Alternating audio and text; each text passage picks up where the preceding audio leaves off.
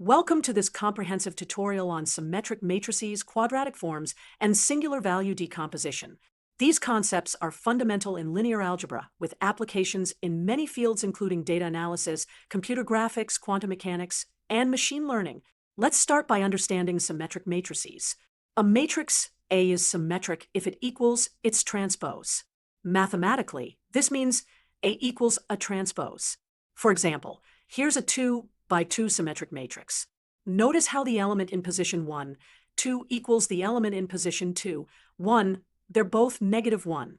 This is the key property of symmetric matrices. The element in the I, J position equals the element in the J, I position. Symmetric matrices have two key properties that make them special. First, all eigenvalues of a real symmetric matrix are real numbers. Second, a symmetric matrix can be orthogonally diagonalized. This means there exists an orthogonal matrix Q and a diagonal matrix D, such that A equals Q times D times Q transpose.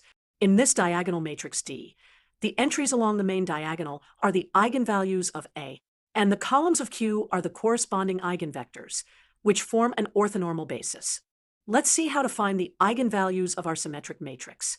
We need to solve the characteristic equation, determinant of a minus lambda times I equals 0. For our 2 by 2 matrix, this gives us determinant of the matrix 2 minus lambda, -1, -1, 3 minus lambda equals 0. Expanding this determinant, we get 2 minus lambda times 3 minus lambda, -1 equals 0. This simplifies to lambda squared minus 5 lambda plus 5 equals 0. Solving this quadratic equation, we find that lambda equals 1 or lambda equals 4 are our eigenvalues. Now let's move on to quadratic forms, which are intimately related to symmetric matrices. A quadratic form is a scalar function that can be expressed as x transpose times A times x, where A is a symmetric matrix and x is a vector. For instance, with our matrix A, the quadratic form Q of x would be x transpose times A times x. For a two-dimensional vector x with components x underscore 1 and x underscore 2. This expands to 2x underscore 1 squared plus 3x underscore 2 squared minus 2x underscore 1x underscore 2. One of the most important aspects of quadratic forms is that they can be diagonalized. Remember our diagonalization, A equals Q dQ transpose. We can use this to simplify the quadratic form. If we substitute y equals q transpose x, then our quadratic form becomes x transpose times q times d times q transpose times x, which equals y transpose times d times y. Since d is diagonal with eigenvalues on the diagonal, this sum simplifies to lambda underscore 1 times y underscore 1 squared plus lambda underscore 2 times y underscore 2 squared. In our example with eigenvalues 1 and 4, we get q equals 1 times y underscore 1 squared plus 4 times y underscore 2 squared. Since both eigenvalues are positive, this quadratic form is positive definite, meaning it returns a positive value for any non-zero vector x. Now, let's move to the singular value decomposition, or SVD. The SVD is a powerful generalization of diagonalization that works for any matrix, not just square or symmetric ones. For any real M by N matrix M, the SVD states that M can be factored as U times sigma times V transpose, where U is an M by M orthogonal matrix, V is an N by N orthogonal matrix, and sigma is an M by N diagonal matrix with non-negative values called singular values. To construct the SVD, we follow these steps. First, we form two symmetric matrices, M transpose M and M transpose. Next, we diagonalize these matrices as we learned earlier. M transpose M equals V times sigma squared times V transpose, and M transpose equals U times sigma squared times U transpose. The columns of V are eigenvectors of M transpose M, while the columns of U are eigenvectors of M transpose. The singular values sigma underscore I are the square roots of the eigenvalues of these matrices, and they're placed on the diagonal of sigma.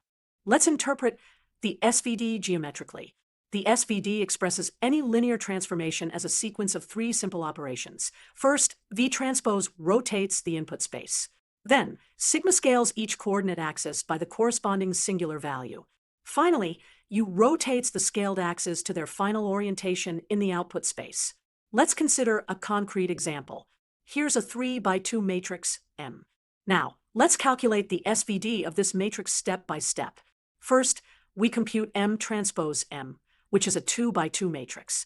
This gives us 3 squared plus 0 squared plus 0 squared equals 9 in the top left. 3 times 1 plus 0 times 2 plus 0 times 0 equals 3 in the top right and bottom left. And 1 squared plus 2 squared plus 0 squared equals 5 in the bottom right. Now, we need to find the eigenvalues of this matrix by solving the characteristic equation. We get sigma underscore 1 squared equals 10 and sigma underscore 2 squared equals 4. Therefore, our singular values are sigma underscore 1 equals square root of 10, which is approximately 3.16, and sigma underscore 2 equals 2. Finally, let's connect these concepts together. There's a beautiful relationship between symmetric matrices, quadratic forms, and the SVD. The matrix M transpose M defines the quadratic form X transpose M transpose MX, which equals the squared norm of MX. The eigenvalues of M transpose M, which are the squares of the singular values, tell us how much M stretches vectors in each principal direction. To summarize, symmetric matrices have real eigenvalues and can be orthogonally diagonalized. Quadratic forms are expressed using symmetric matrices and are classified by the signs of eigenvalues. The SVD generalizes diagonalization to any matrix, decomposing it into rotations and scaling operations. These concepts are not just mathematically elegant, but also tremendously useful in applications ranging from data compression to machine learning. Thank you for watching this tutorial on symmetric matrices, quadratic forms, and singular value decomposition. I hope you've gained a deeper understanding of these powerful mathematical tools and their interconnections.